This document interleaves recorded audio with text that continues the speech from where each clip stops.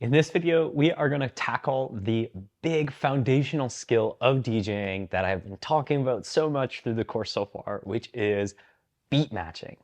Now, what is beat matching? Well, beat matching is the art of playing two tracks in time and mixing them in such a way that there is no disruption to the flow of the mix. So how is it that we do that? How do we beat match tracks together? Well, we have to use some of the foundational skills that we've already learned in this section so far. The first one being tempo.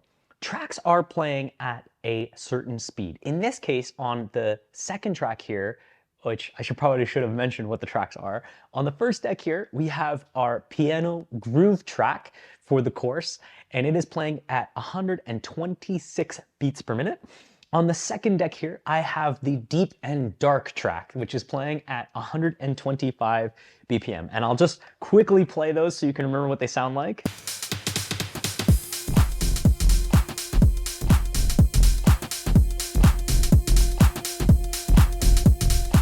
And now I'll go ahead and I'll play the deep and dark track.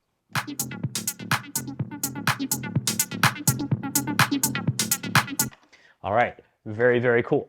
So, recall, we have a few different skills that we are going to use in order to beat match these tracks. The first one, as I mentioned, is tempo. So these tracks are playing at a specific speed. We need to make sure that we are matching the speeds that the tracks are playing.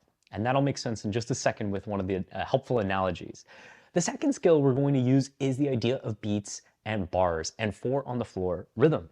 And so if you remember, house music and dance music follows that 4 on the floor rhythm, which means that there's a kick drum on every beat that we hear. That 1, 2, 3, 4, 2, 2, 3, 4 with regularity.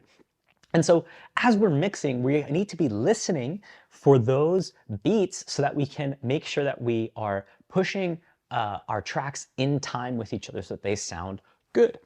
So how do we think about beat matching? Well, the analogy that I like to use is this idea of cars on a highway. If you imagine 2 cars on a highway, what we are trying to do is we are trying to get our tracks, which are the cars in this case, to move at the exact same speed in the exact same place in the highway. So if these were our tracks, for example, and you'll see in the picture on the screen there too, we want to make sure that if one track is playing at a specific speed, that we're moving the second track so that it just catches up with the first track. Or if we're already playing a track and another track is playing too slow, that we're slowing down so that we can catch up in time and play those tracks together. And so what this sounds like is essentially the kick drums overlapping. But let me show you what beat matching and should sound like.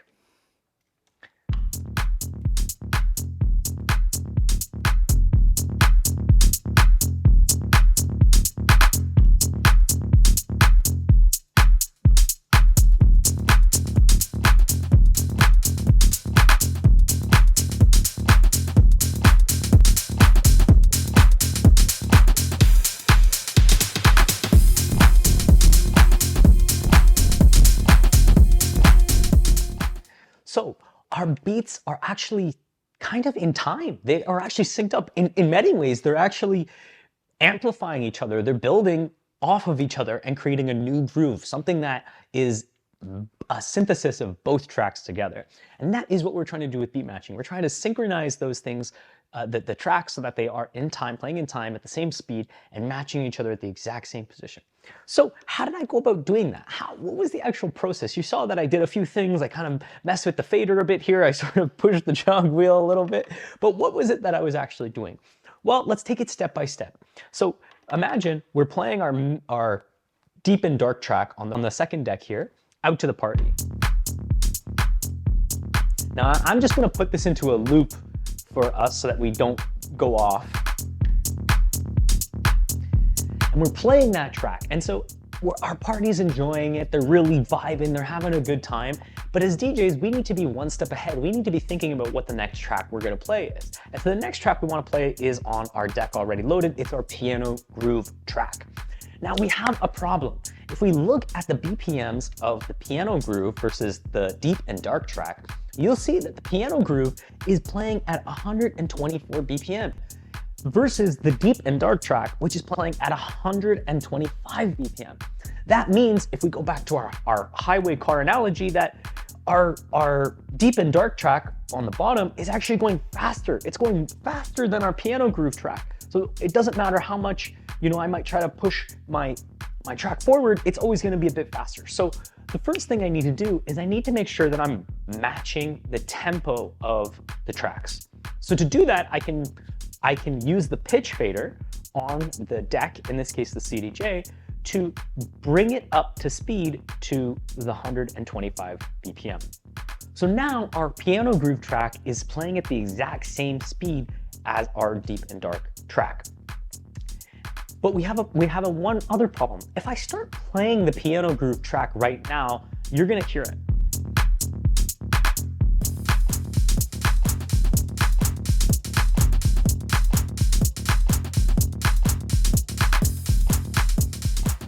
So you might have heard it just there, but basically I played the piano groove track, but it didn't really sound like it was in time. It sounded like they were still competing with each other. They were conflicting.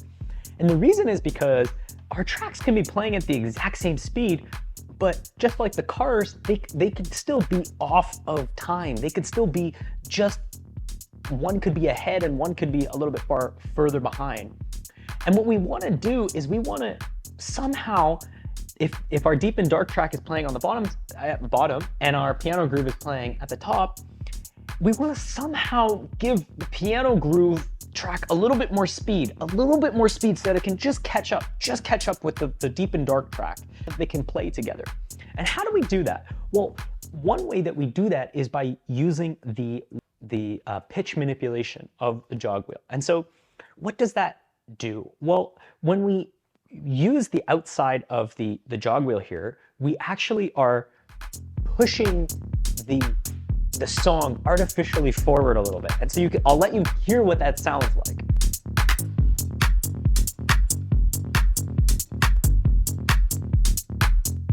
But as you see, when I took my hand off of the pitch wheel, I stopped spinning it, the track returned to the same tempo that it was playing at. Now I can do the exact same thing, but I can go in the opposite direction. So watch this.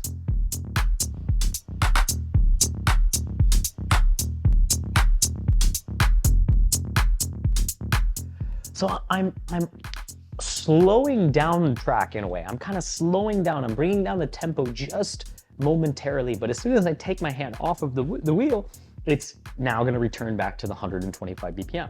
So we can use this to our advantage. We can use this to our advantage to, in the example of our piano groove track, we can just kind of give our piano track a bit of a speed boost in order to catch up to our deep and dark track and play.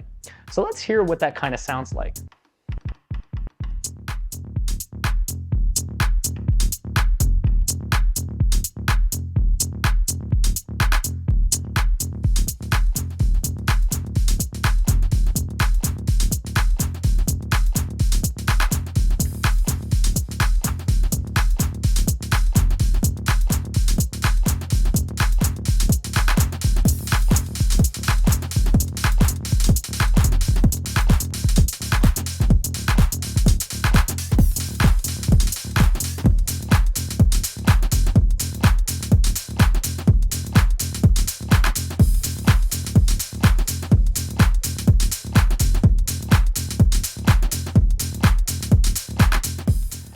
So now you can actually hear the tracks are playing exactly in time.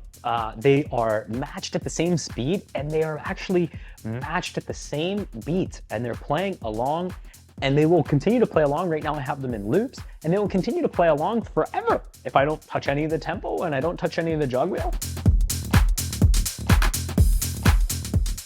And that is what we are doing when we beat match. We are basically trying to match our tempo and match our beats up so that we are playing out in sync with both tracks. So now you might be asking, hey, we did this example where we came up and we kind of gave our piano groove track a bit of a speed boost using the jog wheel.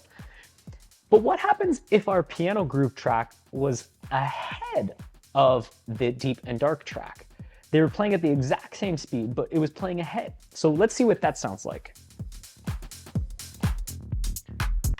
I'm just gonna restart this track.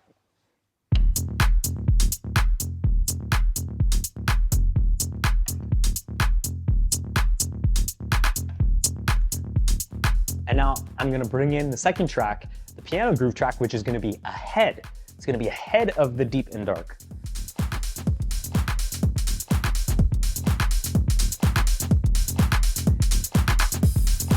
So what do we do? How do we fix this out of sync issue? Well, we can apply the exact same technique that we used when the track was behind by using the pitch wheel, but instead going in the reverse direction. So whereas before we were trying to give a speed boost, we were sort of pushing that way. You know, we were pushing in the forward direction here. Now, what we want to do is we want to push in the reverse direction. We want to slow the piano groove track down just a little bit so that the deep and dark can catch up.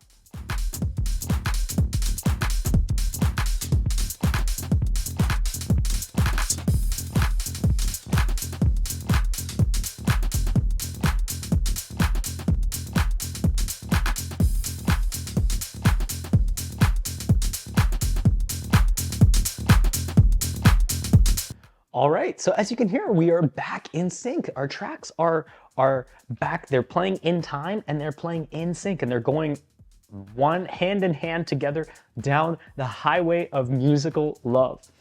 And that is essentially what beat matching is matching those tempos, matching those beats. There's lots of different techniques for beat matching. I showed you just one example using more the jog wheel.